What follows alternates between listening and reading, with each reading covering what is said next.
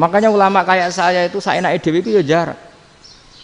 Saya sering didolani muhibbin terus bilang, "Gus, saya doakan gini-gini saya mau nyalon bupati atau saya gini." Saya bilang, "Gak waduh orang ndonga, nek ra mandi darane ulama dongane ra mandi." Nak mandi kamu jadi bupati tetap nganggep karena beli. Sopo sing ra roh bupati saiki gak beli. Ribet kan? Ketika mereka jadi ngunsurkan doa kamu apa karena kemarin beli? Yang beli maksudnya nggak beli nggak usah tersinggung. Jadi ribet ngadepin. Nggak artinya gini loh, boyo doa itu jangan dipakai begitu loh. Kalau minta nasihat tak nasihati jadi bupati yang baik, gubernur yang. Kalau minta doa itu resikonya.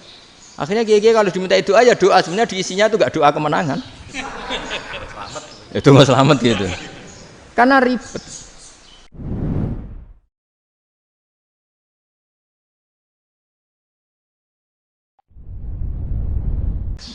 Assalamualaikum warahmatullahi wabarakatuh.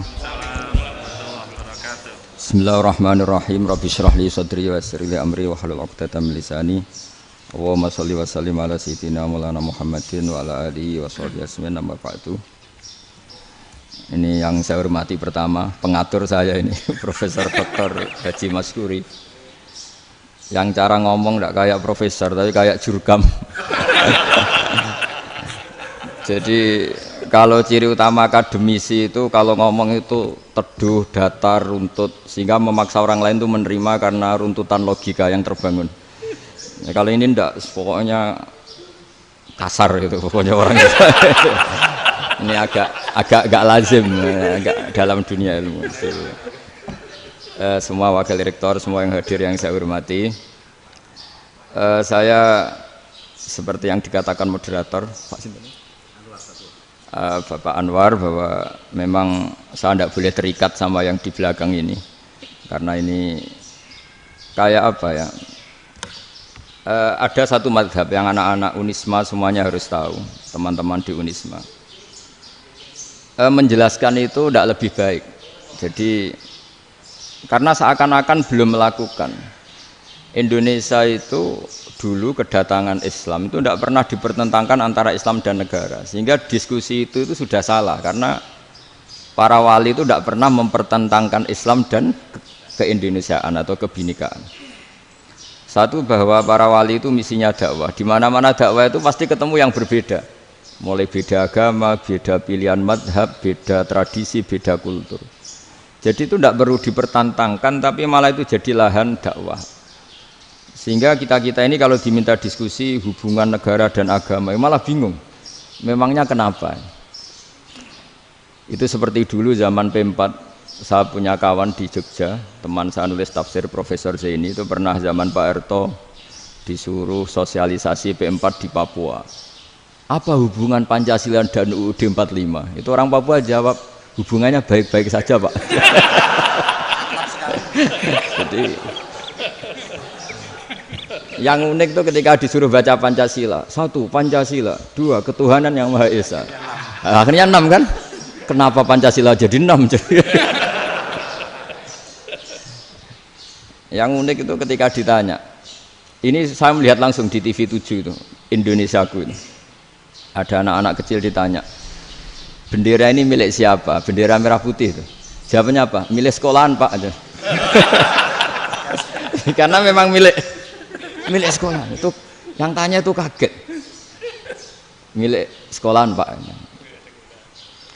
Nah, tentang tema ini mohon dibaca, ini langsung start ya, langsung serius karena tadi sudah kayak jurkam tadi, ini yang langsung khas ilmuwan. Ini sebagai penghormatan saya pada Unisma, ini khas keilmuan. Imam Zuhri adalah gurunya Imam Malik. Ya, saya ulang lagi ya, Imam Zuhri adalah gurunya Imam Malik. Halaman 29. Ini langsung start, saya baca halaman 29. Dan ini terutama yang para punggawa-punggawa ini. Saya baca ya. Ini teks tidak ada yang saya rubah, memang persis seperti ini. Bismillahirrahmanirrahim. Yaqulu Zuhri, ini gurunya Imam Malik. Fama futiha fil islami fathun qablahu kana a'zama minhu. Innama kanal qitalu haitsul taqon nasu. Falam makanatil hudnatu wa wadu'atil harbu wa amanan nasu ba'duhum ba'do wal taqaw fatafawadu fil hadits wal munazaah falam yaklim ahadun bil islami yaqilu syai'an illa dakhula fihi walaqad dakhalataini kasanaten mithlu man kana fil islam qabla dzalika au aktsar. Terus ini ngomongnya harus santai, enggak boleh provokatif. Begini, kita tahu dalam perdamaian Hudaybiyah itu poin-poinnya itu semuanya merugikan Islam. Di antaranya adalah jika yang Islam masuk kafir harus dibiarkan karena berarti masuk ke habitat asli. Karena Nabi sebelum jadi Nabi komunitas pokok itu kafir, sehingga kalau Islam masuk kafir kembali ke habitat. Tapi kalau Islam masuk kafir, kafir masuk Islam itu harus dikembalikan karena dianggap bid'ah. Maka kalau kamu dituduh bid'ah itu tenang saja dulu, Nabi itu ya dituduh ji'ta bidinin muhdas, kamu datang dengan agama yang baru. Cuma agak diteruskan wa kullu muhdasatin bid'ah wa kullu bid'atin dalalah. Jadi orang-orang kafir dulu kalau ngomentari Nabi ya ji'ta bidinin muhdas, kamu datang dengan agama yang baru. Nabi nurut. Semua perjanjian yang merugikan Islam itu Nabi nurut. Tapi Nabi hanya minta satu hal, jangan ada perang 10 tahun. Dan orang boleh seminar, boleh diskusi tentang Islam. Ya ini dengerin betul ini. Jadi saya tidak akan provokatif, ini pakai logika. Nanti bisa dipakai disertasi doktor. Tapi saya minta orang boleh diskusi, boleh seminar tentang Islam. Akhirnya saat itu juga ada orang yang masuk Islam. Di depan tulisan itu belum kering istilahnya. Datang ke situ namanya Abu Jandal bin Suhail bin Amr. Itu datang ke Nabi, ya Rasulullah saya ini mau masuk Islam. Kata orang-orang kafir, ini pertama Muhammad kamu komitmen enggak sama perjanjian. Kalau kamu komitmen harus kamu kembalikan. Nabi bilang, ya Abu Jandal kamu kembali ke mereka, ke habitat mereka, yaitu menjadi kafir, di komunitas kafir maksudnya. Akhirnya nangis. Sayyidina Umar itu mendekati Abu Jandal, kemudian memberi isyarat supaya ngambil pedangnya. Jadi isyaratnya wong ini baca ora wis. Maksudnya orang-orang kafir. Tapi Abu Jandal enggak mau. Singkat cerita akhirnya kembali ke komunitas kafir. Tapi yang dikatakan Imam Zuhri cara analisis ini nggak bisa pakai provokatif, harus pakai analisis. Innama kanal qitalu haitsul taqon nasu. Yang namanya perang itu menjadikan orang tidak berpikir jernih. Ini poin yang diambil oleh Rasulullah. Kalau dibahasakan Nabi curi kesempatan, maksud Nabi dikatakan mencuri, meskipun itu hanya bahasa ya. Nggak mungkin lah kita bahasakan seperti itu. Saya ulang lagi ya. Kenapa ada perang berkesinambungan sampai tahun ke-8 Hijriah? Mulai tahun kedua ada perang Badar sampai tahun 8 Hijriah itu perang terus. Nabi sama orang kafir perang terus. Akibatnya apa Pak Profesor? Namanya perang itu ya nggak kau bermikir. Pokoknya agar ketemu Islam perang, Islam ketemu kafir perang, nggak kau bermikir. Padahal Islam itu bisa diterima oleh akal sehat, harus lewat diskusi, lewat pengamatan, lewat pemikiran, lewat pengendapan berpikir. Makanya Nabi tahu ini masalah besar. Kalau orang perang terus, itu gak kober mikir Islam, tidak sempat diskusi tentang Islam. Makanya Nabi hanya minta satu poin. Oke, perjanjian ini saya turutin semua, tapi saya minta orang kafir semuanya boleh mendiskusikan Islam, boleh seminar tentang Islam. Mereka bilang iya, pada pikiran mereka kan diskusi paling piye. Ternyata betul, ada diskusi. Terus temanya gini, kira-kira bener di Muhammad Abu Jahal. Terus Tuhan Muhammad sama Tuhan Abu Jahal itu keren mana? Diskusi. Tuhan Muhammad itu khaliqus samawati wal ardi, yang menciptakan langit bumi. Sebagaimana kampanyenya Muhammad. Ya mereka masih jangkar bilang Muhammad. Kalau Tuhan kita, ya berhala itu yang kita bikin, yang kadang rusak, yang kadang kudanan, terus lemutan, pokoknya terus diskusi. Kita kok bener pengirannya Muhammad. Terus Muhammad Abu Jahal. Mulai dhisik Muhammad itu ora tau bodoh nih. Mulai dulu Muhammad tuh gak pernah bohong. Abu Jahal, waduh, wis bodoh nih ngongkonan. Wis ribet kan? Dan semua diskusi itu mengarah ke kebenaran Islam. Wah, akhirnya wong kafir sing tokoh-tokoh yo cara Jawa yo wah semane jebule masalah ini kan. Artinya gini, kalau kita ingin Indonesia damai, sebenarnya yang untung itu Islam. Karena Tuhan yang menciptakan langit dan bumi tentu gak akan diperbandingkan atau akan dikalahkan oleh Tuhan yang lahirnya saja sudah di bumi. Misalnya kita menjual Tuhan Allah, siapa itu yang menciptakan langit bumi, yang ada sebelum langit bumi? Bandingkan dengan Tuhan yang lahirnya di bumi, ada tanggal lahirnya, ada aktenya, itu kan sudah ribet kan? Begitu juga kalau memperbandingkan tokoh, Muhammad itu siapa? Tokoh yang bisa menyatukan pan-Arabik, tokoh yang begini-begini, yang sayang istri, sayang keluarga. Dibandingkan dengan tokoh Abu Jahal, Abu Lahab yang corong Jawa penggaweannya yang ngerugikan orang lain. Akhirnya orang itu mulai tertarik sama Islam. Makanya kata Az-Zuhri pakai bahasa dulu, falam yaklim ahadun bil Islam. Tapi kalau sekarang yang populer itu bahasa yatakallam. Sebenarnya yang benar itu bahasa kalimah yaklimu kalaman, karena masdarnya itu kalam, berarti sulasi nopo mujarrad. Tapi di fi'ilnya itu mujarradnya enggak kelaku. Jadi di fi'ilnya takallama yatakallamu, tapi untuk masdarnya yang kelaku kalaman. Jadi ini agak unik, agak enggak lazim. Mestinya kan takallama yatakallamu takalluman, tapi di masdarnya kalam populer, tapi di fi'ilnya tidak populer. Saya teruskan ya. Ini penting sekali. Jadi menjual Islam, kalau boleh dibahasakan menjual, itu tetap enak dalam kondisi damai. Karena kalau kita perang, itu bawaannya kalau ketemu ya perang. Kalau ketemu perang, sehingga orang itu rakober diskusi loh. Saat benernya Islam sampai kafir itu bener di.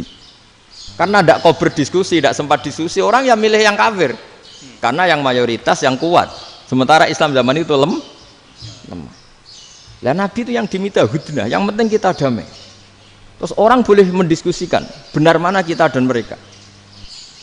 Ya setelah diskusi ya tadi kan nggak mungkin Allah yang begitu keren hebat pencipta langit bumi dibandingkan berhala yang mengurus dirinya sendiri saja tidak bisa. Walhasil terus orang mulai tertarik sama Islam dan aturannya nggak boleh dilarang diskusi itu. Nah makanya saya pernah ditanya beberapa profesor di Jogja, Gus suatu saat kalau kampus paling keren di Jogja ini ada Islamic Studies, kemudian pengajarnya dari berbagai agama, ini riskan nggak bagi Islam? Saya jawab, asal yang didiskusikan Islam itu nggak masalah, yang repot itu umat Islam. Karena kalau umat Islam yang jadi percontohan, banyak raja yang dolim, banyak pemimpin muslim yang dolim, terus identik dengan Islam itu jadi dolim kan ribet. Ya kalau pas umat Islam, kalau Islam yang kumat kan jadi masalah kan. Nah ini kan terus jadi beda umat Islam sama Islam yang lagi apa? Kumat. Singkat cerita terus Islam mendapat posisi yang luar biasa. Nah makanya di sini diistilahkan falam makanatil hudnah, ketika ada perdamaian wa amanan nasu ba'dum ba'do, orang merasa aman, itu fatafawadu fil hadis wal munazaah. Mereka berdebat, munazaah itu berdebat. Keren mana konsep Muhammad dengan konsep Abu Jahal, keren mana konsep Tuhannya Muhammad dengan Tuhan kita, terus diskusi dan mereka akhirnya ikrar, wah yang benar ya Muhammad lah. Di mana-mana Tuhan tuh ya sebelum langit dan bumi, di mana-mana Tuhan ya punya reputasi menciptakan. Masa Tuhan reputasinya diciptakan kayak berhala dan sebagainya. Ibadah juga gitu. Ibadah wong kafir itu kalau tawaf itu telanjang, ibadah Muhammad santun pakai pakaian, terus akhirnya mereka mulai tertarik Islam. Sehingga saya lihat di beberapa tafsir, saya memang tidak akan ngomong yang tidak serius, ngergani Unisma ben sawangane pemikir serius. Di Quran itu sampean lihat di tafsir Tobari itu ada ayat bal naqzifu bil haqqi 'alal batil fayadmaghuhu fa idza huwa zahid. Qadzafa itu kalau di kamus tak lihat itu takallama bila dalilin. Qadzafa itu ya pokoknya sekenanya. Artinya gini, kebenaran Islam atau kebenaran hak itu kamu taruh sekenanya saja itu tetap menang. Apalagi kamu taruh secara teratur, kamu taruh sekenanya saja itu tetap menang. Sehingga di sini banyak sahabat yang hidup di Cina. Sekarang juga banyak orang alim yang milih hidup di Amerika, banyak orang alim yang milih hidup di Inggris. Dan mereka pede, percaya diri karena kebenaran itu kamu letakkan di mana saja, itu tetap akan menang, akan menemukan momentum kemenangannya. Misalnya gini, contoh paling gampang. Dulu para peneliti Saya ulang lagi dulu, para peneliti itu ya datang kemana-mana, termasuk Ibnu Battuta, termasuk Ibnu Khaldun, ya semua peneliti itu suka neliti. Setelah diteliti, Quran itu satu-satunya kitab suci yang membicarakan sains, misalnya tentang falak, tentang astronomi, tentang asal-usul kejadian manusia, kejadian makhluk. Juga bicara tentang geografi, geologis, semuanya. Sementara kitab lain hanya cerita tentang mawaid wal hikam wal ibar. Jadi diteliti kayak apa, pada akhirnya hak ini yang menang. Bal naqdhifu bil haqqi 'alal batil fayadmaghu fa idza huwa zahid. Saya berkali-kali cerita, ada ulama yang ahli matematika. Ketika ditanya kenapa kamu suka ngajar matematika, sampai muridnya itu ragu, ini guruku mlebu swarga ta ora, penggaweane mulang matematika. Tapi para muridnya bermimpi bahwa Imam Amudi itu disuruh ngajar para malaikat. Dan itu pede betul dia. Kata Allah, ini ulama saya yang iman kepada saya setingkat iman kamu. Jadi malaikat itu tidak mungkin Gusti kita menyaksikan langsung engkau, sementara ini di bumi nggak menyaksikan jenengan. Kenapa bisa sepede dan seyakin itu? Akhirnya Imam Amudi disuruh ngajarin matematika. Jadi Anda kalau profesor itu nanti harus sempat ngajari malaikat, itu baru benar-benar profesor. Jadi nanti di akhirat ngajari siapa? Malaikat. Jadi ada seminar yang melibatkan banyak malaikat, narasumbernya itu seorang profesor. Itu ketika kenapa engkau begitu yakin kalau Allah itu Tuhan dan Allah itu Al-Wahidus Shomad. Terus Imam Amudi mulai nulis angka gak beraturan. 2, 3, 4, 5 sampai 1 miliar, 1 triliun, semuanya enggak beraturan. Kata beliau, nisbatus naini wasalasa ila ma la nihayatalaha iku nisbatul far'i ilal asli. Mbok angka sebanyak apapun, 2 dibanding 1 ya far'ul wahid, 3 dibanding 1 ya far'ul wahid. Semua angka yang enggak terhingga pun dibanding 1 semuanya far'ul wahid. Semua angka sebanyak apapun itu cabang dari angka 1. Fakullu hadhil awalim far'un minal wahidis shomad, yaitu Allah Subhanahu wa ta'ala. Wah, kira malaikat tepuk tangan, iya juga. Jadi begitu juga ada ulama itu ahli gambar.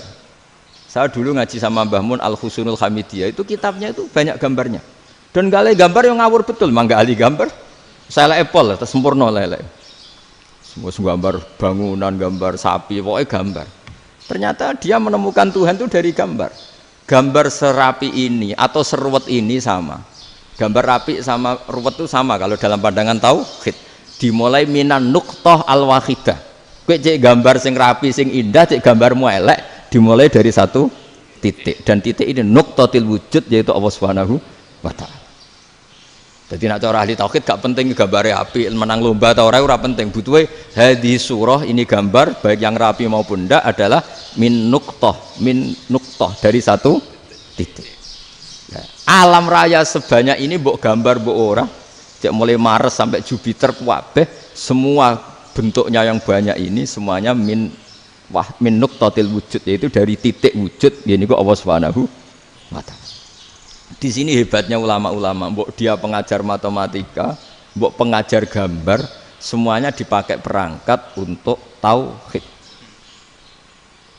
Ya, itu kan juga bagian dari Islam damai, Islam yang sangat jadi tidak perlu perang untuk orang dipaksa Islam, nggak perlu provokatif kayak tadi pidatonya rektor jenengan tadi. Jadi ciri utama ilmuwan tuh kalau ngomong datar tapi logikanya nggak terbantahkan, itu ciri khas ilmuwan. Kalau ciri khas politikus kalau ngomong itu keras, provokatif lah kira-kira gitu. Tapi isinya biasa. Nah saya berharap nanti semua profesor doktor itu datar tapi isinya ya kualitasnya bagus ini. Mentes. Jadi makanya terus kata ulama, kenapa diistilahkan balnat zifu bil haqqi? Kenapa pakai qadzafa sementara qadzafa maknane takallama bila dalil? Maksudnya bila dalil di sini itu min ghairi ikhtiyajin ila dalilin. Kebenaran itu memang enggak butuh dalil. Apa kita perlu dalilnya apa? Buktinya apa? Kalau 3 itu cabang dari 1. Wong gendeng yakin yang takut gitu pasti orang gendeng. Wong 3 cabang dari 1 kok ditanyakan buktinya apa? Itu min awalil bidah. Pertama orang pasti tahu kalau 3 itu far'ul wahid. 1 juta juga far'ul wahid. 1 miliar juga far'ul. Gambar yang sebanyak apapun ya dimulai dari satu titik, cek gambar bener maupun yang tidak. Akhirnya apa? Ulama dulu itu sebegitu rileks nerangkan tauhid. Lalu kenapa asma ini yang ya ini kan khas NU ya, khas pesantren. Sebenarnya saya keberatan pakai istilah khas NU, pakai khas pesantren karena NU itu anaknya pesantren, jangan dibalik pesantren anaknya NU karena sebelum ada NU itu ada pesantren. Tapi kayaknya Unisma lebih suka pakai bahasa NU dan saya ya agak orderan yang terpaksa disuruh ngomong. Ini agak apa ya, agak kacau sebetulnya ini agak kacau. Jadi NU itu sama pesantren itu tua pesantren. Jadi NU dilahirkan pesantren, bukan dibalik pesantren dilahirkan NU. Sehingga barokahnya didirikan pesantren ini, kadang nyuwun sewu sekali Mbah Hasyim itu kadang ide besar beliau itu ora dituruti wong NU. Jadi Mbah Hasyim cara kula kok dadi Mbah Hasyim ya mangkel. Mbah Hasyim itu ngarang meno kentong. Nggih ngarang meno beduk, tapi wong NU nganggo kentong. Beduk. Dan uniknya Mbah Hasyim enggak tersinggung. Karena ciri khas pesantren itu membolehkan perbedaan apa? Pendapat. Itu masyhur khilafnya Mbah Hasyim sama Mbah Fakih Mas Kumambang itu sampai dikitabkan. Saling ngeritik, saling macam-macam lah. Jadi cara berpikir Mbah Hasyim ketika Nabi rembukan, ini gimana ya cara menentukan waktu sholat ya? Ya pakai kentong ya Rasulullah, dzakalin nasara itu untuk orang Nasrani. Ya pakai buk itu trompet, dzakalil Yahud itu untuk orang Yahudi. Terus, ada yang usul lagi pakai api ya Rasulullah, dzakalil Majusi itu orang Majusi. Setelah itu ada orang datang lari-lari cerita mimpi azan tadi. Ya itu terus dipakai sarana pemanggilan sholat ya azan itu. Sehingga Mbah Hasyim menolak kentong. Karena mantas sababi qaumin fahuwa minhu. Beliau keras sekali sampai bilang haram. Beliau judulnya ya haram, Al-Jasus Antakhrimin Nakus. Setelah naskah itu sampai ke Mbah Fakih Mas Kumambang di Gresik situ, di daerah Dukun situ. Dulu nggak ada WA ya, jadi sampainya ya lama. Makanya saya sampai sekarang nggak punya WA karena ya saya ulama kan, kalau WA-an terus ya jadi ulama. Nggak jadi ulama, main WA-an terus itu. Nah itu termasuk rektor gak kau bermikir itu mesti kebanyakan WA. Karena kan otaknya didikte oleh sesuatu yang masuk. Sesuatu yang dilihat itu kan pasti mendikte kita. Beda kalau yang enggak WA-an kan mikir apa kita yang menentukan. Kalau WA-an kan kita ditentukan. Mau mikir anaknya butuh apa gara-gara WA informasi Jakarta mikir Jakarta. Padahal secara kewajiban ngapain kamu orang Malang mikir Jakarta. Gara-gara WA mikir Jakarta belum selesai ada berita di Sulawesi, mikir Sulawesi. Habis itu mikir NTT. Makanya semua orang sekarang merasa tokoh nasional gara-gara informasi yang masuk itu nasional. Jadi Mas Yo RT yang mikir gimana Gus Indonesia kok. Ada RT loh.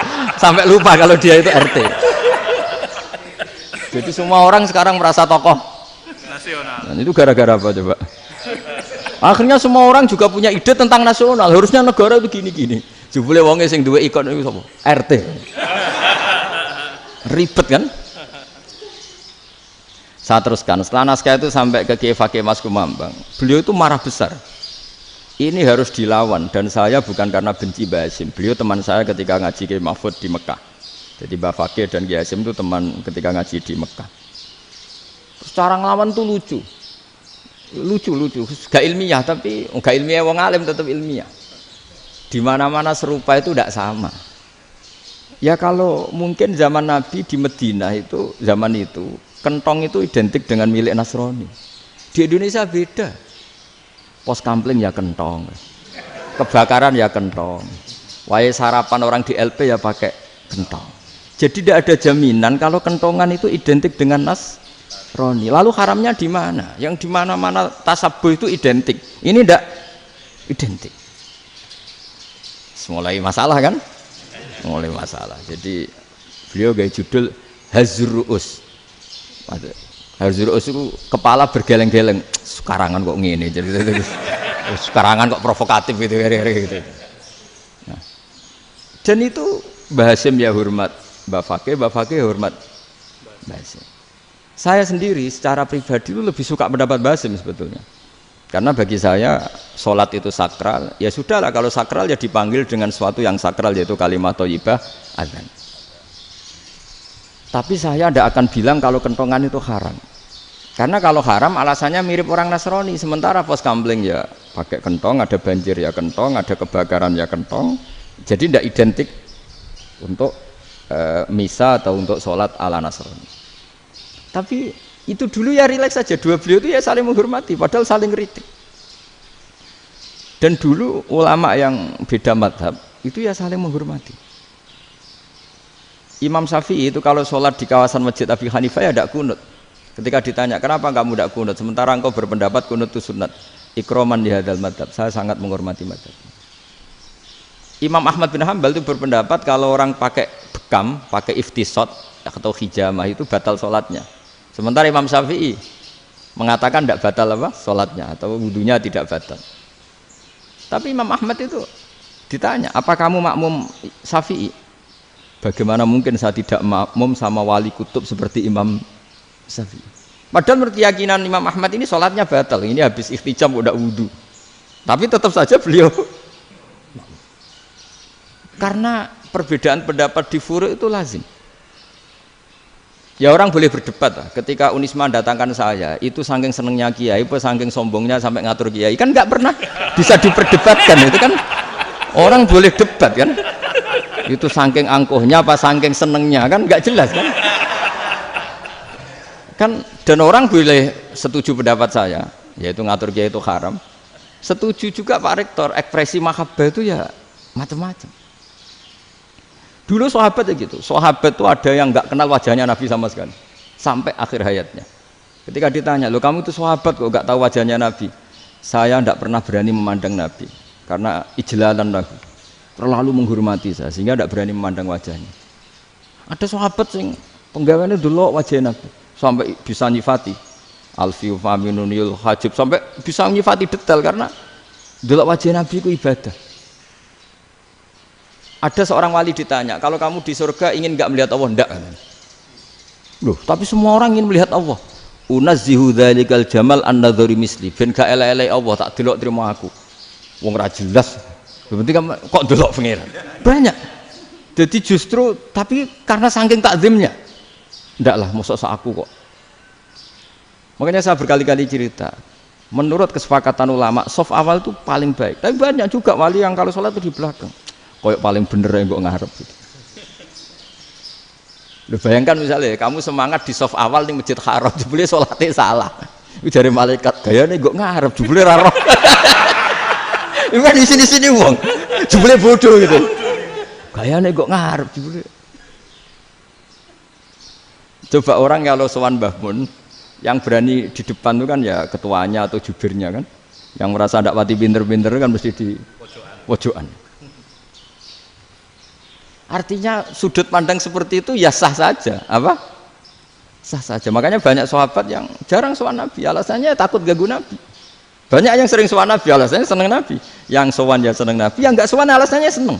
Lu Nabi itu tokoh, punya keluarga, punya anak. Kalau saya sering sowan berarti sering ganggu. Yang sering sowan dia alasan ini khazanah kita harus istifadah. Jadi zaman dulu itu ya biasa, dua sahabat yang satu milih mahabbah itu milih sering sowan, yang satu juga mahabbah milih tidak sering. Karena pertanyaannya bisa dibalik kan, sering sowan apa sering ganggu coba. Nabi Abedar, assalamualaikum. Nabi nimang cucunya, assalamualaikum. Ayo bener yang sowan apa bener yang enggak kalau seperti itu. Akhirnya terus diatur sedemikian rupa oleh Quran. Walau annahum sabaru hatta takhruja ilaihim lakana khairal lahum. Jadi sahabat kalau mau sowan Nabi ya nunggu di sufah. Kalau Nabi keluar berarti milik publik, sekali masuk ke dalam tidak ada sahabat yang berani sowan. Itu la tadkhulu buyutan Nabi illa ayyudzana lakum. Kalau soal sampai masuk dalam harus nunggu dipanggil. Karena sekali Nabi masuk dalam itu milik privat keluarga, milik istrinya, milik cucunya, milik keluarganya. Jadi Nabi sekali keluar ke ruang itu berarti milik publik. Itu terus jalan tengah. Karena kalau langsung masuk, bayangkan saya itu sering menyaksikan. Mbah Mun habis ngaji 2,5 jam ngaji Jalalain. Baru masuk, assalamualaikum. Padahal yai mungkin mau ke kamar mandi, mau ini itu. Jadi dulu itu Quran sangat modern. Sebelum ada dokter ngatur tamu, rektor ngatur tamu itu Itu Islam sudah modern. Dia kan nggak fair kan? Misalnya saya ke Unisma harus janjian pakai ini, terus kalau misalnya kesini selonang-selonang kan lucu kan, mentang-mentang kiai terus juga sowan-sowanan selonang-selonang. Padahal kalau kita mau ke mereka pakai protokol, sering nggak fair dunia ini. Tapi karena aku kiai oleh gelo ya sudah. Akhirnya saya memutuskan nggak gampang kemana-mana karena itu. Saya sering didatangi ajudannya menteri, Gus mau ada tamu dari Jakarta tanggal ini, mesti saya bilang. Mereka milih tanggal yang mereka kosong. Kok tidak mikir apa saya pas itu kosong? Tak jawab enggak lah, sebelum diatur bahasanya dan tawaduknya gitu. Akhirnya dibalik, datang lagi, Gus jam dengan kosong apa kita menyesuaikan. Lah aku lagi di akhlak kata saya. Itu baru punya akhlak kata saya. Bukan masalah ini, bukan masalah gengsi ya. Saya sendiri itu dolan ke alumni itu jarang, karena ya takut. Kiai kan yang nganggur, jam 9 nganggur, jam 10 nganggur. Bisa saja alumni itu kerja di pabrik, bisa saja yang latihan ekonomi di pasar. Sehingga kalau saya datang jam 9, iki kiai sing nilai santri ini, apa kiai sing ganggu santri. Nah karena orang ini melakukan rutin, gak kok berpikir, pokoknya ngono jenenge silaturahim. Mau nyerah kok berpikir, padahal kalau diangen-angen, ini kiai yang nilai santri ini, apa kiai yang ganggu santri ini karena datang di jam kerja. Nah, bayangkan kalau kebenaran dulu itu dikawal oleh satu peradaban perang. Jadi Nabi sesuai diangen-angen mbek Nabi. Perang Badar menang Nabi, perang Uhud menang wong kafir, perang ini gonta-ganti. Apapun itu yang penting satu kesimpulannya, cara Rasulullah kesimpulannya satu. Orang tidak kober mikir kebenaran secara mengendapkan pikiran dengan pikiran jernih. Maka hebatnya Nabi ketika perjanjian, pokoknya saya minta nggak ada perang. Dan orang boleh mendiskusikan Islam. Itu luar biasa idenya Nabi. Karena bawaan perang itu orang kan nggak kok bermikir. Ibarat seorang misalnya senang satu perempuan, ketemu rivalnya langsung perang kan nggak mikir. Tapi kalau kau bermikir, diangen-angen cawe wedok iku ora seneng aku. Untungnya apa untuk wong ayu ora seneng, malah mau loro hati. Terus sudahlah, buruan dialihkan kemana kan gitu. Itu nak mau amen WA nan tukaran lewat SMS atau tarung langsung ora kau bermikir. Tapi kalau kau bermikir, akhirnya berpikir nih. Perempuan tadi sebenarnya yang disenangi siapa? Oke, ternyata senang Pak Erick. Sudah kita ngalah. Karena tidak ada nikmatnya kan menikahi perempuan yang sama sekali tidak mencintai kita. Tapi kalau nak kau berpikir pokoknya diprovokasi, wah kue kalah mbak A, kue kalah mbak B. Pikirannya kan, ojo sampai kalah. Bareng wis menang ternyata ada mas. Lah. Nah bayangkan Islam itu seperti itu dulu, dipertarungkan.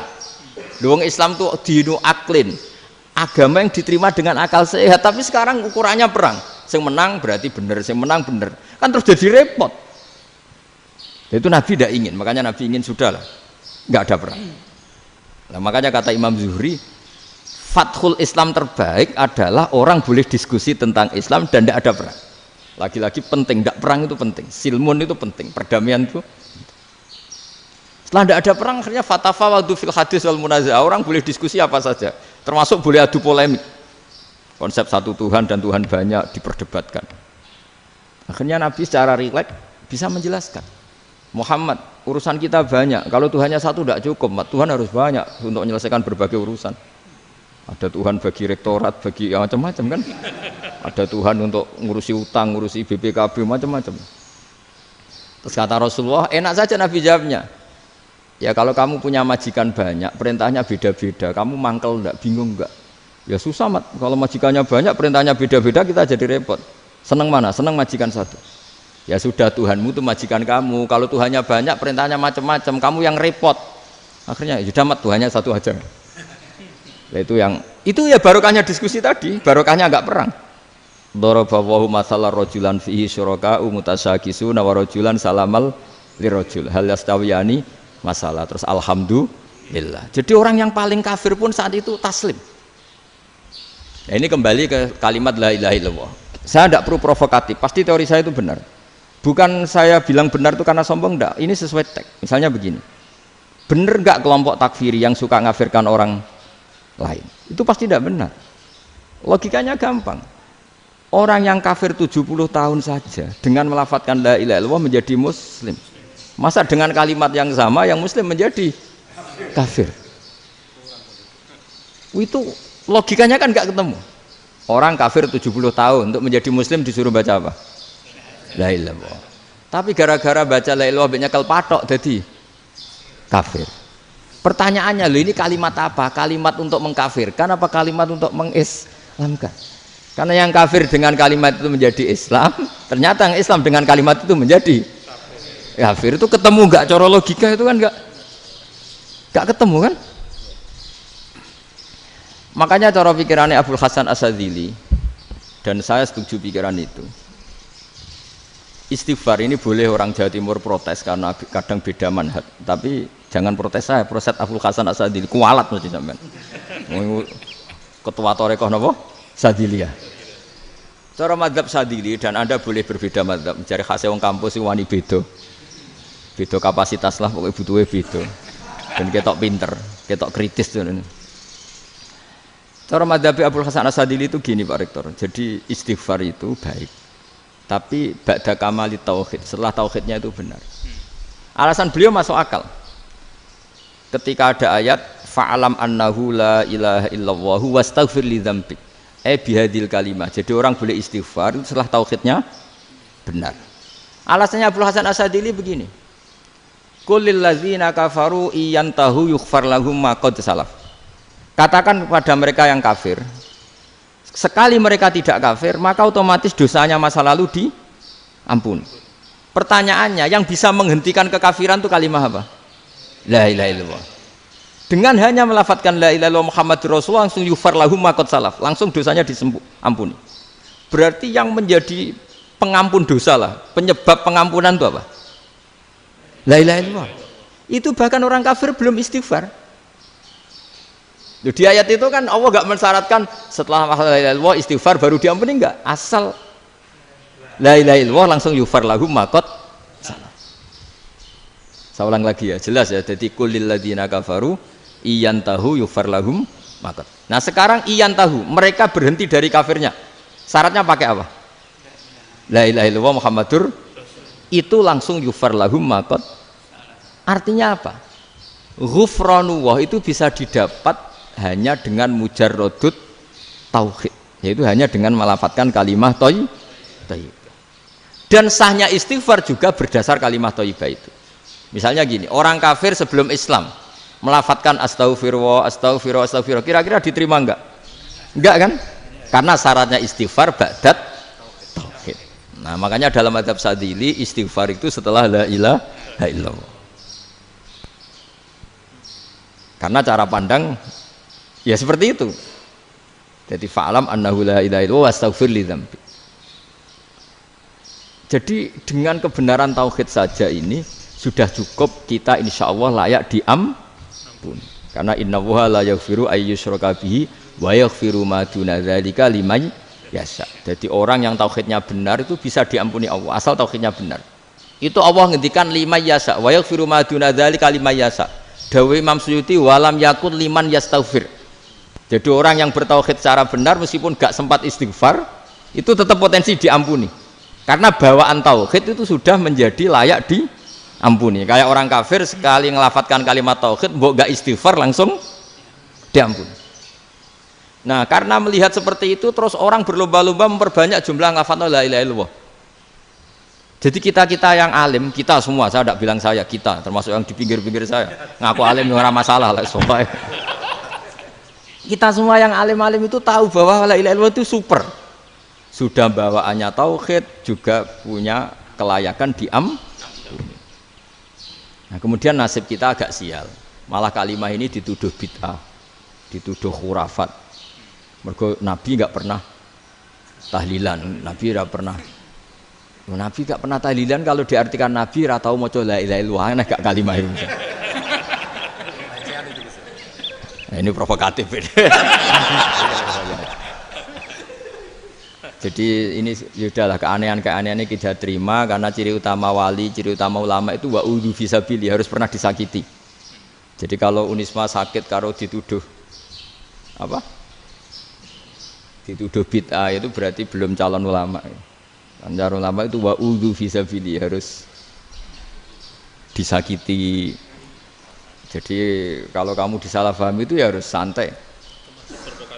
Iya, termasuk provokatif tadi. Termasuk diatur tadi. Jadi kalau cara berpikir kan, karena mereka itu memang kalau kita turutin itu memenya itu terlalu, kadang menghujat kita itu. Enak ya jadi GNU, ada orang mati datang, kiainya dapat makan, dapat rokok, terus pulang. Gitu. Jadi apa? Terus kita kayak tersangka terus. Kita kan kayak tersangka terus. Tertuduh terus itu. Terus yang orang NU ya memenya juga nggak kalah ekstrimnya. Boleh ya ajaran orang nggak boleh ngasih kiai gitu. Berarti boleh dong ajaran kikir. Jadi memang kadang apa ya? Cangkem elek lah bahasa kasarnya itu.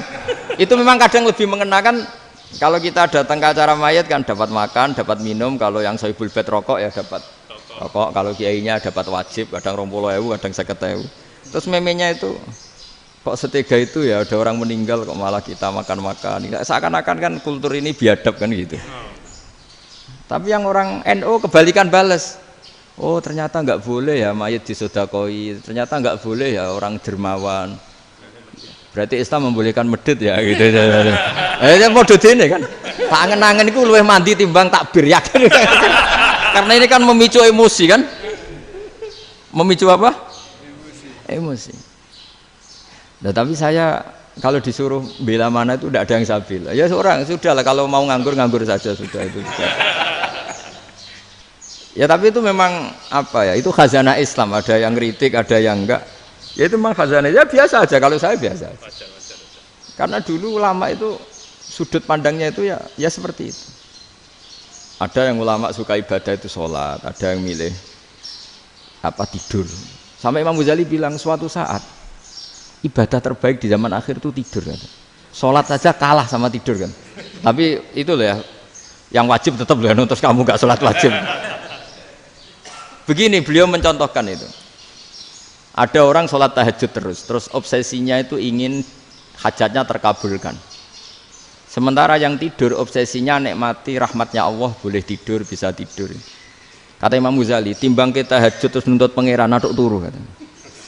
Mergo engko diakibat terus setan memberi bisikan, "Lho nyatanya kamu tahajud ya gak terkabul." Berarti cerita bahwa Nabi ngendikan kalau doa tahajud mustajab enggak. Daripada ngono ki aduk turu ora tau ndonga. Timbang ngabri-abri Islam timbang ngelek-ngelekin apa? Islam. Jadi ulama itu mulai dulu itu sudah berpikir. Banyak orang menjadikan tahajud, sholat malam itu media untuk hajatnya. Dan kalau nggak kesampaian ini mutung. Nyalahkan kiainya ijazah ramandi. Macam. Daripada ngono ora usah apa? Tahajud itu turu. Dan jenis kayak ini tuh banyak. Makanya ulama kayak saya itu saenake dhewe itu ya jarak. Saya sering didolani muhibin terus bilang, "Gus saya doakan gini-gini saya mau nyalon bupati atau saya gini." Saya bilang, "Gak waduh orang donga, nak ramandi darane ulama dongane ramandi." Nak mandi kamu jadi bupati tetap nganggep karena beli. Sopo sing ora roh bupati saiki gak beli. Ribet kan? Ketika mereka jadi ngunsurkan doa kamu apa karena kemarin beli. Yang beli maksudnya enggak beli enggak usah tersinggung. Jadi ribet ngadepin. Nggak artinya gini loh, doa itu jangan dipakai begitu loh. Kalau minta nasihat, tak nasihati jadi bupati yang baik, gubernur yang. Kalau minta doa itu resikonya. Akhirnya kiai kalau diminta doa ya doa, sebenarnya diisinya itu nggak doa kemenangan. Itu nggak selamat gitu. Karena ribet. Makanya Islam itu doa itu setelah iman. Aturan iman benar baru doa. Aturan iman benar termasuk Allah itu yaf'alu ma yasha, boleh melakukan yang dikehendaki. Allah enggak boleh terdikte oleh doa kita, enggak boleh. Ya saya ulang lagi ya, madzhab Hasan Asyadzili ini khas kita. Jadi la ilaha illallah itu didahulukan sebelum istighfar. Tapi kebalikannya madzhab Imam Sanusi itu dibalik. La ilaha illallah itu kalimat yang sakral. Karena yang sakral dibutuhkan muqaddimah, yaitu yang melafadzkan harus yang sudah bersih, yang sudah steril baru melafadzkan la ilaha illallah. Maka dalam madzhab Sanusiyah istighfar dulu baru la ilaha illallah. Nah, cara madzhab Abdul Hasan Asyadzili kebalikan, istighfar itu sah setelah sahnya tauhid. Kamu ikut mana tuh? Asyadzili apa Sanusiyah? Alhamdulillah sama-sama tidak paham ya sudah. Akhirnya sudah. Ya enggak kemana-mana kan gitu. Jadi apa ya?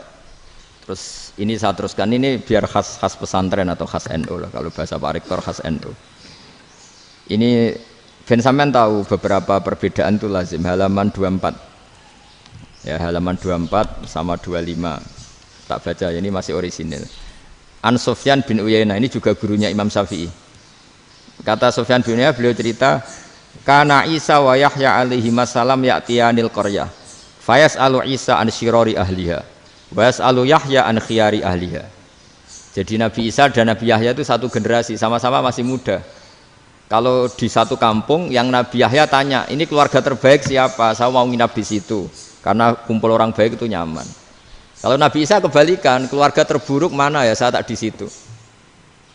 Nah terus akhirnya faqala lahu Yahya lima tanzilu ala syirarin nas, kenapa kalau kamu bermalam kok malah kumpul orang-orang yang nakal?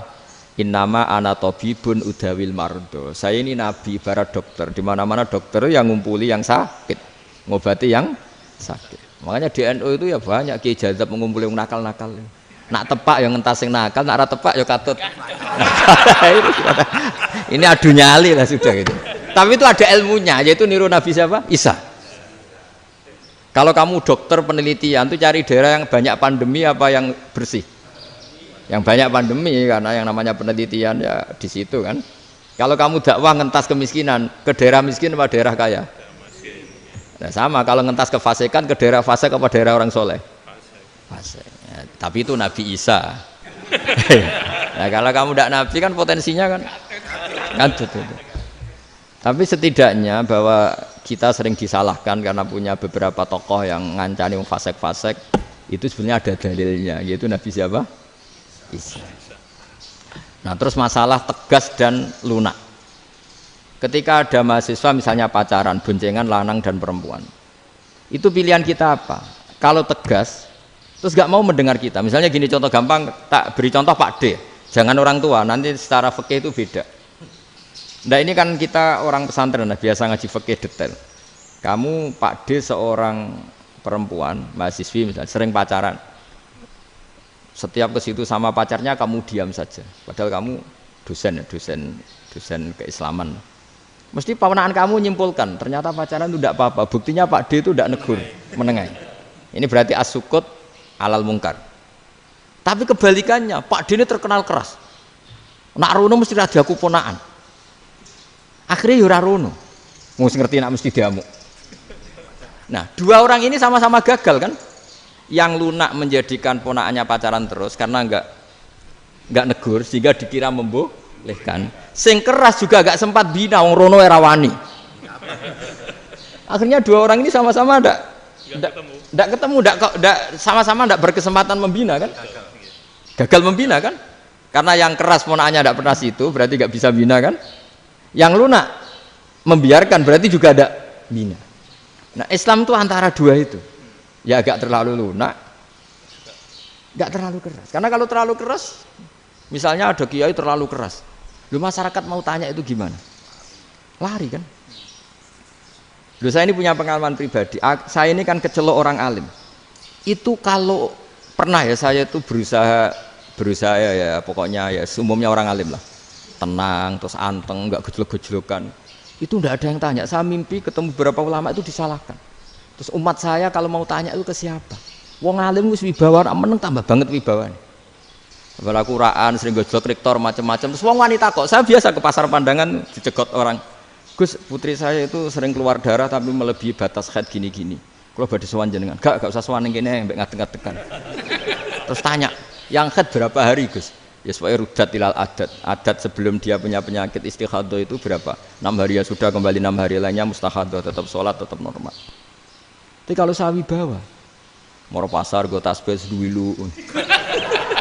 Iku mesti wong salaman njaluk donga yakin. Tapi baru kayak rada uraan ketemu wong-wong, dol pening ndi? Mak pening ndi? Gus beneran Gus ketemu jenengan kula wingi badhe tua kok. Akhirnya tanya. Dadi uraanku iku amdan. Lha nek sampean asli, iki asli uraan. Karena ndak uraan lah tetap ndak wibawa kan. Jadi baru kayak uraan itu ya banyak. Saya itu kalau ngantor di Jogja itu banyak orang yang tanya. Ya biasa tuh, tanya macam-macam. Karena saya uraan.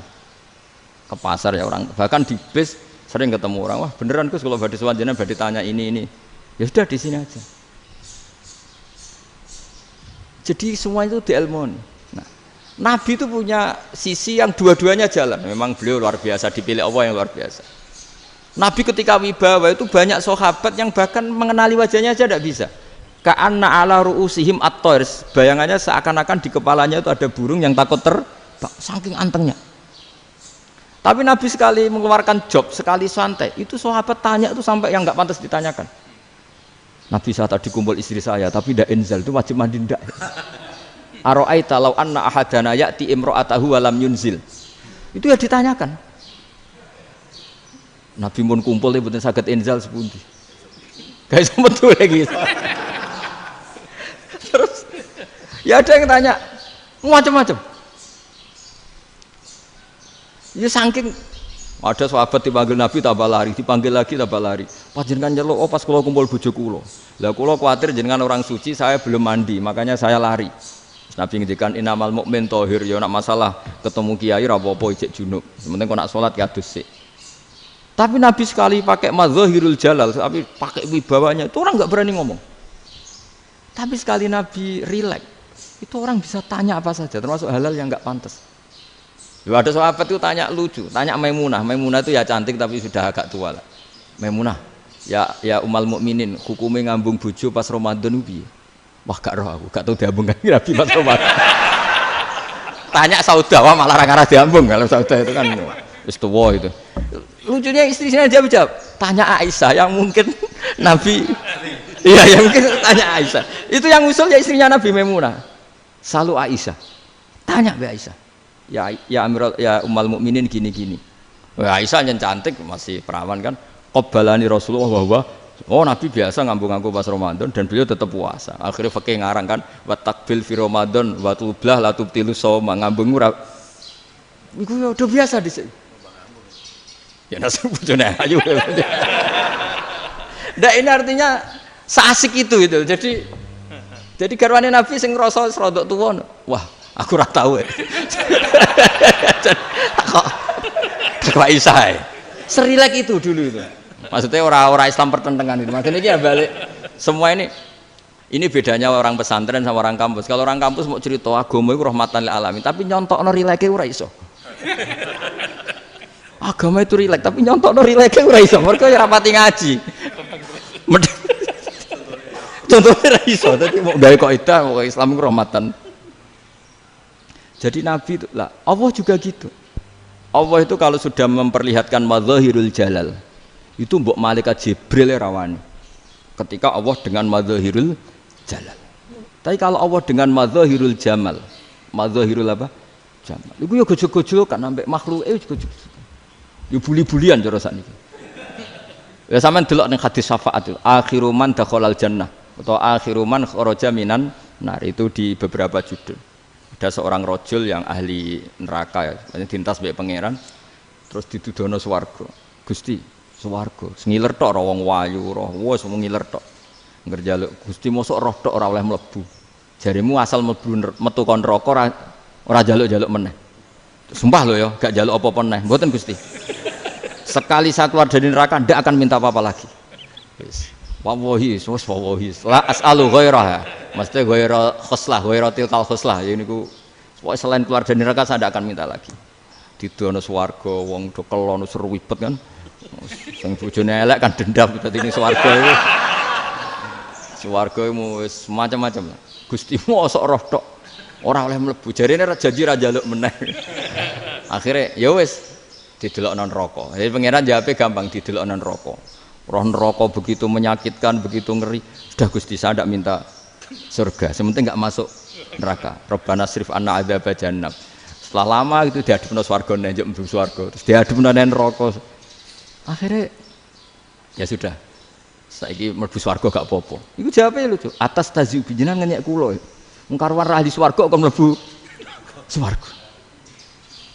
Terus akhirnya mlebu swarga, bareng mlebu swarga tamanna, sangen-angen sing mbok jaluk apa? Orang angan-angan yang indah-indah, laka Wa asratu amsal ya iku tak turuti wa asratu amsalih lan lipatan ke 10. Jawab wong lanang ya lucu. Atas tazi ubi wa anta rabbul alamin. Jenengan pangeran kok ngenyekan. Maksudnya wis karuan aku ora pantes. Terus jare pangeran, la astazi ubika walakinni alama asya'u qadir. Aku gak ngenyek kowe, pancen aku pangeran. Nuruti kowe iku iso. Jadi Allah sendiri ketika dengan madzahirul jamal itu malaikat ya ono sing wani bantah. Masyhur itu kan malaikat sing bantah pangeran ataj alufia mayufsidu fiya wasfikut. Karena Allah dengan madzahirul jamal. Sing paling masyhur Nabi Musa. Nabi Musa itu ketika Nabi Mi'raj. Nabi Mi'raj itu beliau kira-kira di langit keempat lah yang masyhur atau kelima. Ngelangkai. Nabi Musa menangis, "Ya Rabbi, ini apa-apaan? Orang sing ja'a ba'di kemudian melangkai makom saya ini apa-apaan?" Jadi Nabi Muhammad kan apapun hebatnya kan junior. Kok melangkai makom saya ini apa-apaan? Enggak fair. Sampai Nabi Muhammad itu tanya gini sama Jibril. Reaksi Allah gimana ketika melihat Musa seperti itu? Jawab malaikat Jibril lucu. Ya roh khiddatahu. Allah sapal gayane Musa. Biar. Jadi lucu. Ya dibiarin aja sama Allah. Tapi wong jenenge Nabi Musa itu kekasihnya Allah. Tetap berkah bagi kita. Betul. Ketika setelah Mi'raj diwajibkan sholat 50. Gentenan Nabi Musa kelihatan nabinya. Sebenarnya Nabi Musa itu sebetulnya loh, enggak menguntungkan kita sebetulnya. Tapi yang menguntungkan, sebenarnya enggak niat menguntungkan kita, tapi menguntungkan. Nabi Ibrahim kan di langit ke-6, keren lah. Konti jong ketemu Allah ngeten-ngeten kan sholat 50. Karena Nabi Ibrahim terkenal Nabi baik enggak bantah. Bareng Nabi Musa. Kenapa diceluk pangeran? Kula kan salat ping 50. Inna ummataka la tutiku dzalik. Wah, gak kuat umatmu. Serai-rai gak umatmu ora ngarah kuat 50 rakaat. Tapi sebenarnya Nabi Musa itu niatnya bukan membela kita. Fa inna ummati la umatku sing gagah-gagah ra iso meneh umat. Berarti sebetulnya ya itu masih pakai gengsinya sebetulnya. Wes ngono-ngono lah sementing kita untung. Sebetulnya dia itu enggak terima wong umat saya aja yang lebih kuat. Enggak kuat apalagi umatmu. Lah terus sebutin irji ila rabbika fas'alhu takhfif. Itu berarti Allah dengan madzahirul jamal. Sudahlah, datang ke Allah minta keringanan. Allah itu baik. Minta. Ambek Allah diringanan mau 5 tok, jadi cek 45. Balik Nabi Musa, piro 45, cek ra kuat umatmu. Wong umatku ora kuat, jadi sebenarnya dia bilang umatku ora kuat. Lho cara Nabi Muhammad model wong Malang, yo beda umatku mbek umatmu. Ribet kan? Beda. Lho Nabi Muhammad kan enggak seperti itu kan? Enggak punya akhlak Malang kan? Akhlak. Maksudnya akhlaknya mujur itu loh, enggak akhlak yang baik gitu. Ya, akhlak yang mujur bukan yang Malang gitu. Jadi Nabi ya manut. Tinggal 40 kan, dikurangi lagi 35 sampai 9 kali kan? Masyhur itu. Ya kan kalau dikurangi 55 kan berarti turun naik kan 9 kali. Itu setelah 5 itu Nabi Musa aja usul, masih ragu. Iku cara Nabi munggah nentek ya. Ini entek ya. Terus iya doa tuntas betul. Bisa bebas. Terus munggah ado-ado lha opo? Ngapain itu? Akhirnya Nabi Muhammad sudah sampun ya kalimah Allah, saya ini malu sama Allah Musa. Sudah 9 kali dan diturutin terus. Jadi Allah kalau dengan madzahirul jamal itu Nabi Musa biasa nego sama Allah.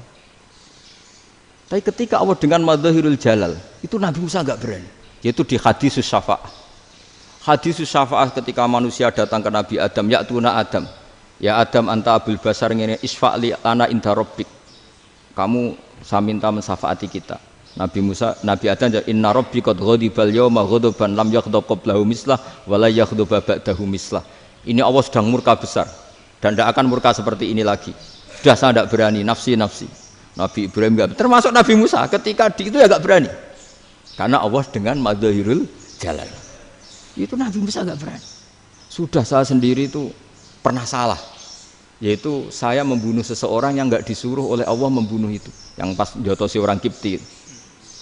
Akhirnya datang ke Nabi Muhammad. Pas ke Nabi Muhammad, Allah dengan madzahirul jamal. Dengan madzahirul jamal sampai Kanjeng Nabi ngendikan Analah, saya akan memintakan syafaat kalian.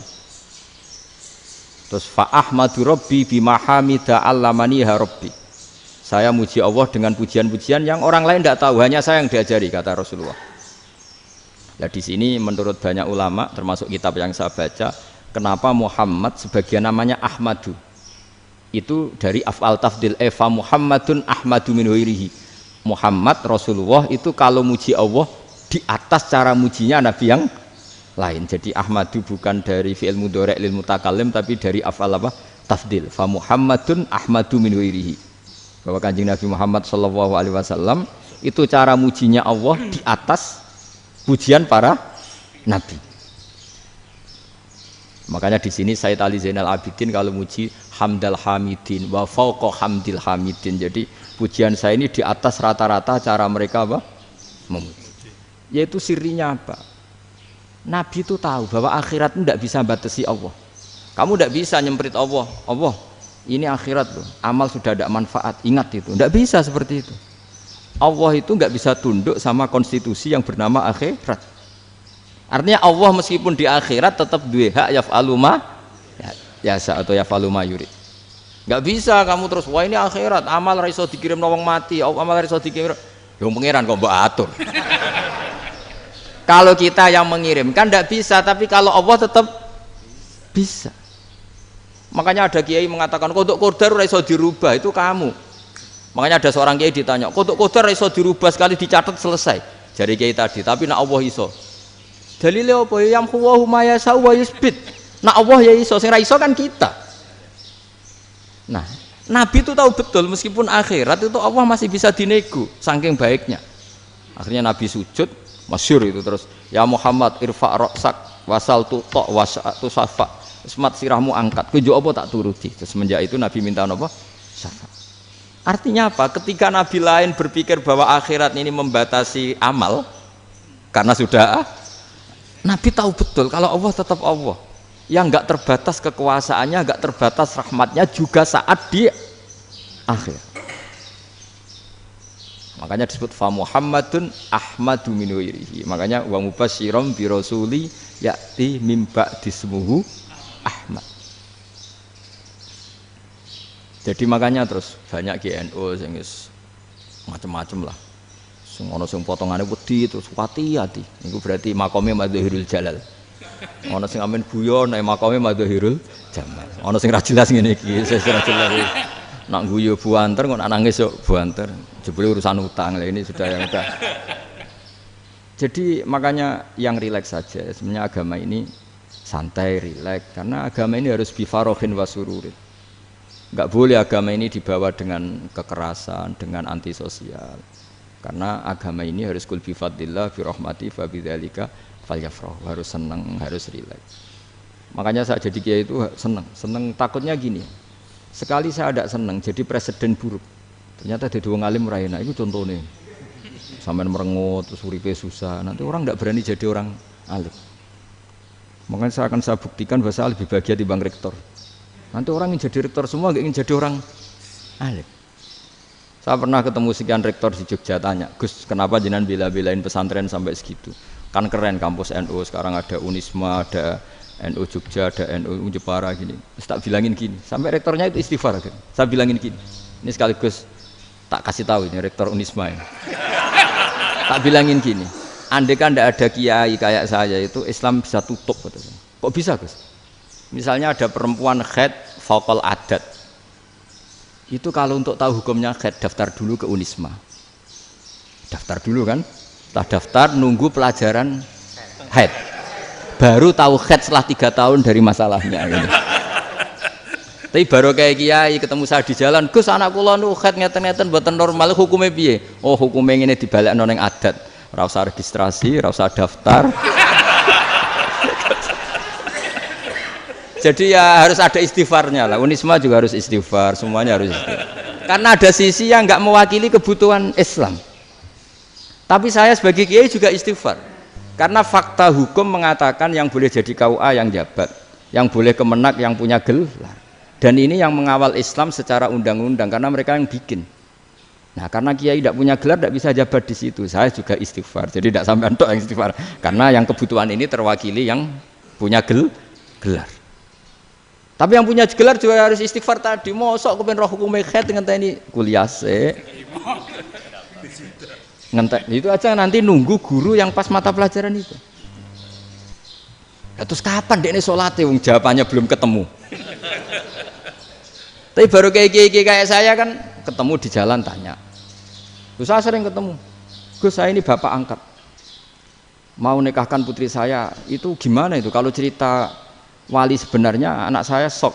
Kalau nggak cerita nggak sah karena saya bapak angkat. Itu banyak. Hanya tak akali ya sudah wali yang sebenarnya taukil pada hakim tanpa diketahui, tapi hakikatnya itu taukil hakim. Itu kan tidak gampang. Nah, tapi kalau tanyanya di kampus registrasi dulu, daftar dulu, baru tahun berapa ada pelajaran itu? Semester 5 baru tanya. Iya kan? Semester 5 ya? Iya. Oh, itu kan. Jadi jangan kira terus sistem Unisma itu yang terbaik di dunia, enggak juga kan? Enggak juga. Dan sistem-sistem yang lain maksudnya ada. Tapi sistem kiai lho, Mbah Mun juga sering pesen saya, kowe kudu seneng pegawai negeri. Piye-piye sing jaga agama pegawai negeri. Kemarin pas acara 7 harinya Gus Robasa amatur itu di depan para kiai. Setelah saya jadi kiai ya itu nyata. Islam di Papua, di NTT yang bawa siapa? Dokter negeri, ya kan? KUA negeri. Barokahnya mereka negeri dijamin negara kan? Barokahnya Muslim berkebutuhan Islam. Akhirnya bikin musola di situ, bikin masjid. Bahkan di Korea Utara itu ya ada masjid bawaan duta besar.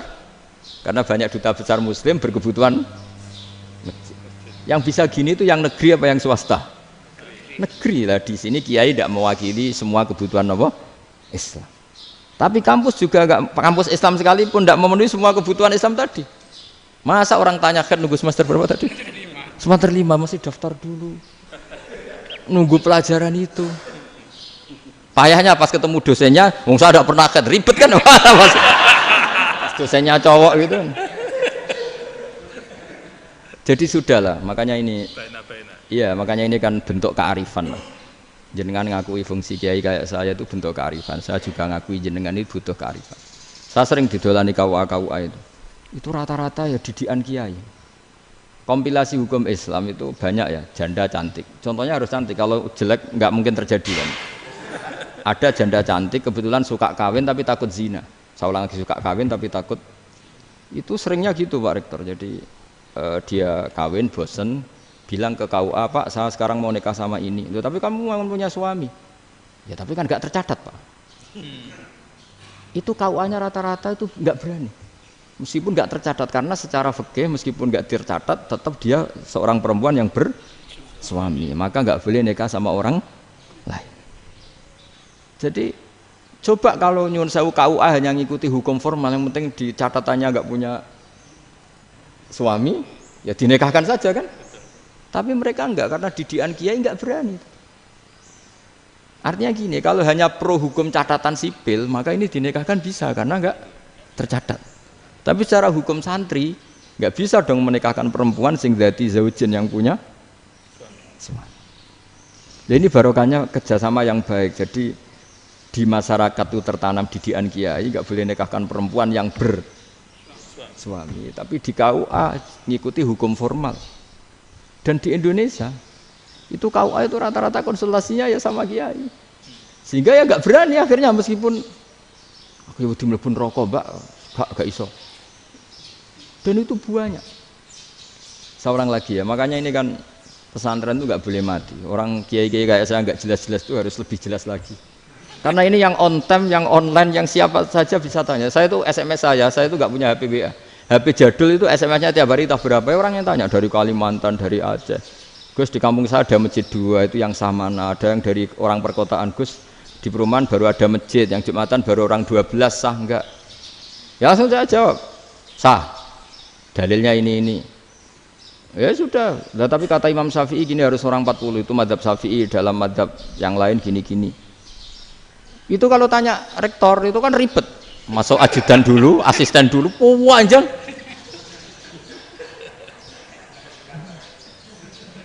Wah itu kan ribet kan? manggil dosen dekan VAI dipanggil, dekan VAI nggak mau langsung jawab, cari dosen yang nekuni itu. Usul fikih saya nekuni itu baru seminar, nunggu dulu Mbak, ini orangnya baru. Kok panjang ya? Bisa tutup Islam kalau kesuwen. Coba kalau tanya kiai kan enggak ketemu di jalan. Dulu Mbah Zubair kata Mbah Mun, saya termasuk santri yang diapresiasi Mbah Mun. Dhisik Mbah Zubair yang ngono, anak nong takok pe sowan gak oleh. Gak takok ning kene ae. Jangan biasa ditanya orang ngadeg-adegan. Ya alhamdulillah ilmunya cukup, kalau gak cukup ya kok sik. Jadi sebetulnya orang sopan itu ya agak-agak ada yang ditutupi sebetulnya. Mboten prayogi teng dalan nginjang mawon matur. Ya sebetulnya sebenarnya memang ilmunya agak cukup gitu. Tapi itu sebenarnya secara fikih itu haram, menunda itu haram. Yo haram tuh, coba bayangkan ya, kalau tanyanya sekarang, Gus saya ini sudah keluar darah 1 bulan penuh, padahal normalnya hanya 6 hari. Saya nanti sholat enggak? Kalau nginjang mawon dugi kula, berarti kan hari ini belum ada keputusan. Sholat apa enggak kan? Tapi karena modus tadi, boten prayogi nggih ngendikan ngoten teng dalan nginjang tegen kula. Itu kemungkinannya 2, sopan atau goblok, itu saja. Kayaknya kalau sopan enggak lah. Kayaknya enggak lah kata. Karena secara fikih itu jelas haram. Bagaimana mungkin sesuatu yang harus dipraktekkan nanti duhur dijawab besok, berarti duhur, asar sampai subuh belum ada jawaban, berarti nggak ada sholat kan? Ya, makanya dibutuhkan orang-orang alim yang kultural seperti ini, dan NU menghormati kultural. Tapi Mbah Mun juga sangat menghormati Islam formal, karena tadi produk-produk formal itu bisa dilembagakan oleh negara, dan itu kita ikut untung. Makanya Mbah Mun itu kalau punya tamu KUA, punya tamu polisi sampai pejabat itu. Kenapa saya contohkan KUA? Supaya jangan kira seperti pendapat orang-orang hasud, wah ya mesti aja disolani presiden seneng, menteri seneng. Enggak juga, sebenarnya semua kiai itu mulai KUA sampai polisi, polsek, polres itu seneng semua, karena sama-sama diajak mengawal bangsa ini, diajak mengayomi semua masyarakat. Tapi kadang-kadang masyarakat ngeritiknya, jenenge kiai disolani menteri ya seneng, presiden, padahal yang sowan kiai itu ya mulai KUA, Kapolsek, kepala desa, RT, mudin. Itu mudin kalau tanya ya lucu-lucu. Gus kalau nate nyembelih pitik kemanian, pitike gede man. Akhirnya wis ngerti nak kemanian langsung tak sebelah meneh. Terusane ku sah ta ora. Ribet. Ya tak jawab, lah pitike pas iku jek urip ta ora? Terus urip Gus. Wis sah cara madzhab Malik kerja urip. Karena itu ada perdebatan antara madzhab Malik dan madzhab Syafi'i. Nah, cara Imam Syafi'i itu agak ketat. Hewan yang punya kehidupan sudah mutharibah, misalnya ayam jago, contohnya harus jago, karena kalau ayam kecil diikhlaskan haram. Jadi yang cilik wae kan gitu. Fikih itu ya, fikihnya orang Indonesia itu pecundang. Kalau ayam kecil nggak ditanyakan, matek ra wis. Kalau jago ditabrak truk kejet-kejet. Andai kan nggak disembelih pun mesti mati. Itu cara madzhab Syafi'i itu haram. Karena penyembelihan ini tidak menjadi penyebab kematian, tapi memang karena kecelakaan tadi. Tapi cara madzhab Imam Malik enggak. Andai kan enggak disembelih, matinya kan 2 menit lagi atau 1 menit lagi. Andai kan enggak disembelih, berarti mati sekarang itu bawaan peso apa bawaan kecelakaan? Ya sudah halal gitu caranya. Nah akhirnya ya saya bilang ya sudahlah, kita semuanya mati. Jadi cara debat, cara Imam Syafi'i enggak, cara berpikir itu sudah tidak kehidupan yang normal, yang dimana-mana penyembelihan itu mematikan yang hidup normal. Jadi agak ketat. Sehingga dalam contoh kemanian, kalau dalam bahasa Jawa nyembelih agak sempurna terus pesonya jatuh atau apa itu, kalau pakai madzhab Syafi'i agak kesulitan. Jadi kalau madzhab Malik asal diselesaikan secara fauron, dan juga sebagian madzhab Syafi'i itu halal. Nah orang mesti tanya gitu, Gus, wedhusku tabrak truk, eman Gus kejet-kejet. Tapi nak pitik cilik ra ditakokno. Makanya termasuk kritiknya Mbah Mun, tapi ini madzhabnya Mbah Mun ya, kamu boleh ikut boleh ndak, karena ini urusan ndak penting. Dewe wong-wong lucu, nak ditakoki yuyu muni haram mergo amfibi. Yuyu ngerti sampean? Yuyu nggih. Tapi nak ditakoki kepiting muni halal. Mergo nak yuyu haram gak eman, nak kepiting eman. Padahal alasannya coba, kenapa yuyu haram? Karena amfibi kan, bisa di air. Pertanyaannya, kepiting seperti itu ndak? Nah, tapi kepiting kalau haram kan iman. Karena besar kan. Kalau yuyu silahkan haram kan gitu. Artinya apa? Fikih kita ya agak-agak pecundang gitu, agak-agak pertimbangan. Iya, ini lucu kan? Kualitatif. Coba alasannya yuyu haram karena apa? Amfibi kan? Hidup dua alam. Pertanyaannya kepiting seperti itu enggak? Iya. Kenapa? Kalau orang tanya, yuyu haram apa halal? Rata-rata jawab haram. Tapi kalau kepiting mulai khilaf. Loh, mestinya kan sama kan? Nah itu. Karena unsur imannya. Iya tadi. Saya juga sering melihat tonggo-tonggo itu. Ayam cuwilik sakmene ketabrak truk, enggak ada yang tanya. Tapi saya pernah jalan-jalan di Narukan sini, ono jago ketabrak, sing duwe langsung marani kula pas saya naik motor. Gus ini halal apa haram? Nak langsung kula sebelah halal apa haram? Wis kanggo kowe halal ya halal. Karena saya tahu tak jawab haram mesti kecewa itu. Aduh. Akhirnya kiai ini beratnya kan. Ya akhirnya ya saya setelah itu Fatihah Imam Syafi'i ngapunten nih umat kula tuh rahasia mangke madzhab jenengan tuh ndak siap. Untuk madzhab ndak sama. Iya kan akhirnya pakai madzhabnya Imam Malik tadi. Ya tak Fatihah Imam Syafi'i ini mboten niat nglawan jenengan. Tapi ngobati tiang eman. Mergo pitike besar itu. Jadi ini kan cerita ya itu makanya yang rileks saja lah bahwa Islam ini yang rileks, yang menyenangkan karena ya agama ini harus menyenangkan.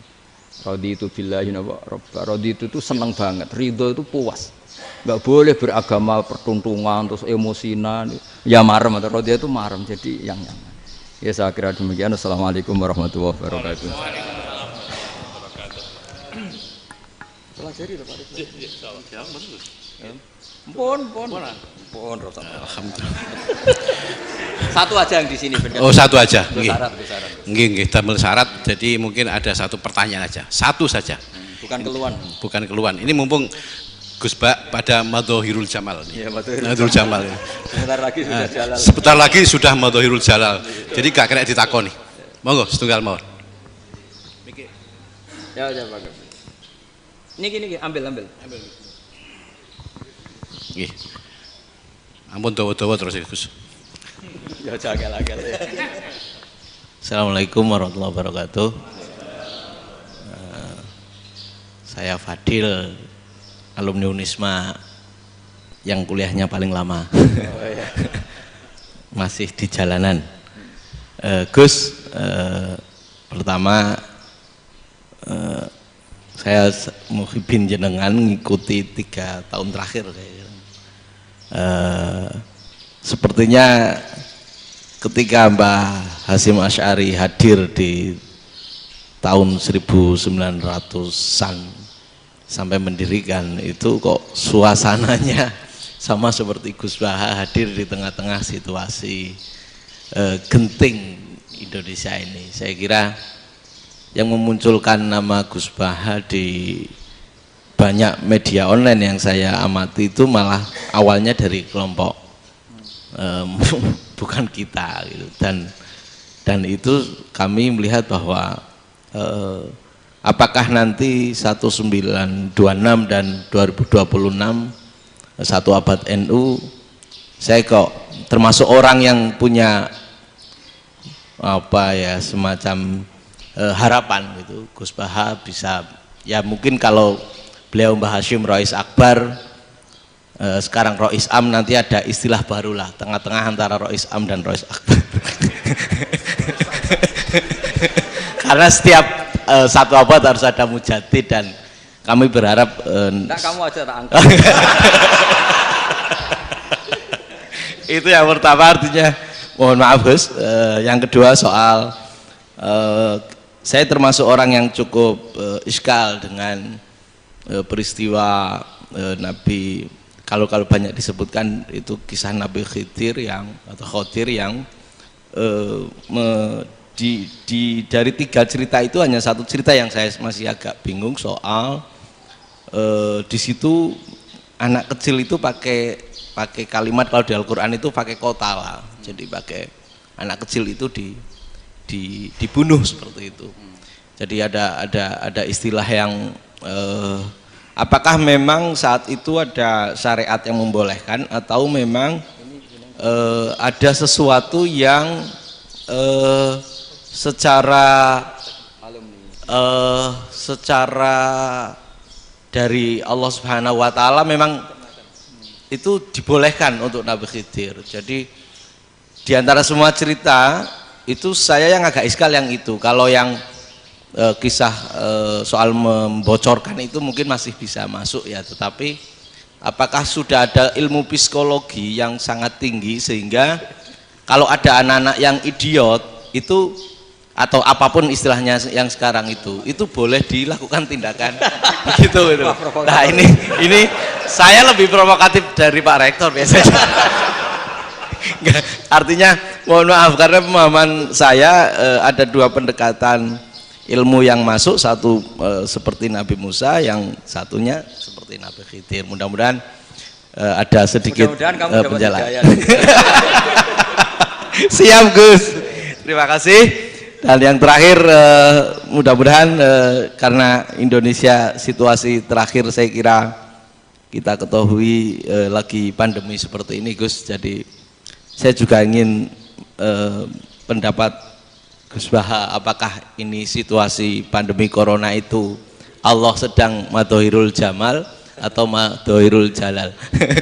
Terima kasih. Assalamualaikum warahmatullahi wabarakatuh. Assalamualaikum warahmatullahi wabarakatuh. Monggo langsung mawon Gus. Ini provokatif ini kayak. Loh di situ aja kamu tanya kok terus mirip. Siapa Fadil ya? Dari peternakan ya? Peternakan. Tapi mau ngomong tafsir itu. Mulai kacau peternakan ngomong tafsir ini mulai kan.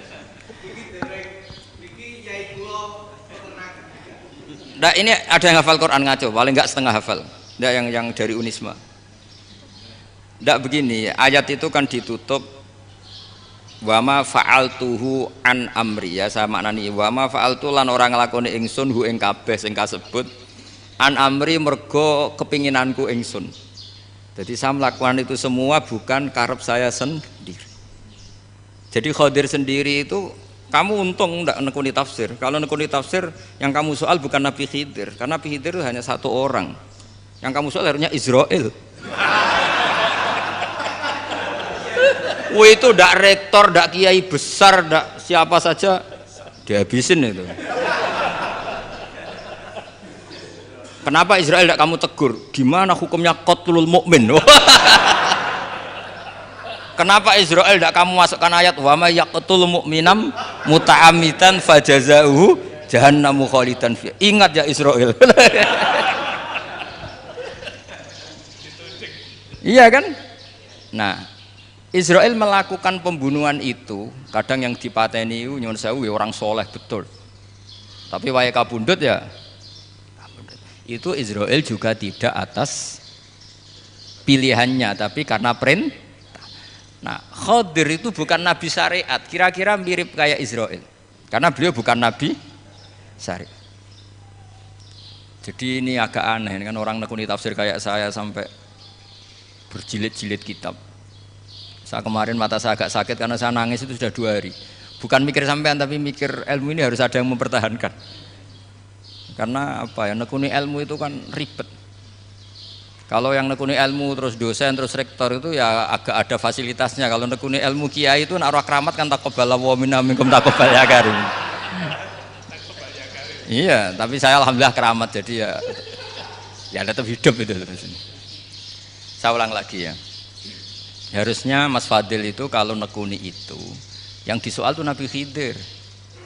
Nabi siapa? Apa malaikat siapa? Israel. Karena itu korbannya lebih banyak.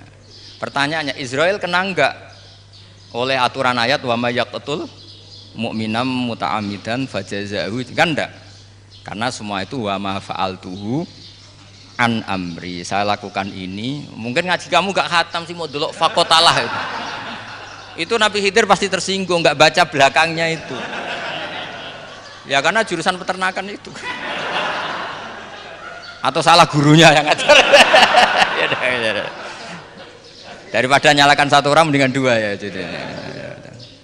Jadi kalau ngaji itu khatam, sehingga ngerti ayat itu kan ditutup wa ma fa'altuhu an amri.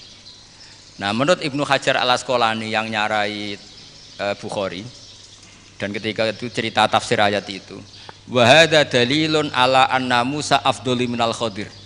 Justru ayat-ayat itu menunjukkan Musa itu lebih utama ketimbang Nabi Khidir. Karena Nabi Khidir monoton melakukan apa saja yang diperintahkan Allah, sementara Musa tetap dengan gugatan syariatnya. Beliau gak terima ada orang main membunuh. Aqtal tanafsan zakiyatan bi ghairi nafas. Laqad ji'ta syai'an nukra. Nah, sur'atu Musa ila nahyil munkar itu menunjukkan beliau Nabi ulil azmi. Jadi Nabi Musa langsung sikap, wah ini tidak benar kamu. Padahal sudah ada perjanjian, kamu tidak boleh bantah. Tapi Nabi Musa lebih ngeboti syariat, lebih memihak syariat, nahi mungkar itu wajib. Justru itu menunjukkan derajatnya Nabi Musa fauqal Khadir. Makanya Nabi Musa tetap gugat, nggak bisa dong, ini nafsan zakiyatan kok kamu bunuh. Maka itu jadi ilmu. Nabi Khidir pada akhirnya nyuwun sewu ya tidak bisa jawab. Makanya beliau menutup wa ma fa'altuhu an amri. Sebenarnya saya sendiri itu ya tidak punya alasan.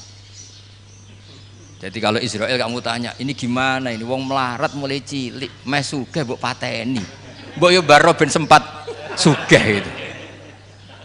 Ini kuliah paling lama urung sempat urip penak. Nah itu kan mbok yo mateni wong kira-kira lah nek wis sempat mapan sempat. Lho andai kan Israel pakai aturan syariat kan mateni orang kan ya dikira-kira lah. Jadi itu tidak ada hubungannya tadi dengan ilmu yang kamu katakan urusan psikologi, anak itu tetap semuanya haram dibunuh, nggak boleh. Ya jadi tetap, makanya ini pentingnya ngaji khatam itu tadi. Jadi pada akhirnya Nabi Khidir itu ada punya alasan, hanya ngendikan wa ma fa'altuhu an amri. Pada akhirnya yang paling pokok yaitu semua ini saya lakukan, saya sendiri itu tidak tahu karena perintah. Jadi untung kamu gak nyoal Israel. Kalau nyoal diinjem ribet kan. Ini orang tadi pas seminar Gus Bak ngeritik saya. Wah. Jadi itu pinter kamu. Yang kamu soal Nabi Khidir. Jadi enggak itu. Ya kalau nyoal Israel resiko tinggi itu, resiko tinggi. Tapi yang jelas gitu ya. Makanya tradisi pesantren seperti ini harus terus karena yang punya tradisi khatam. Saya tuh kalau ngaji kitab tidak khatam tuh tersiksa karena tadi kadang-kadang yang depan-depan tuh tidak jawabannya di belakang kan tadi wa ma fa'altuhu an amri. Dzalika ta'wilu ma lam tasti alaihi sabra. Jadi ya sudah kira-kira seperti itu. Wajar kamu tidak sabar, wajar kamu tidak itu memang saya sendiri sebenarnya enggak paham itu. Jadi ya, cara basa Jawa niku wajar saya usah kira paham. Jadi aku dhewe ku ya ora paham. Wong aku ya mau ngakoni gitu. Jadi sebetulnya sama-sama ada itu kan. Ini wa ma fa'altuhu an amri. Dah ya? Ya,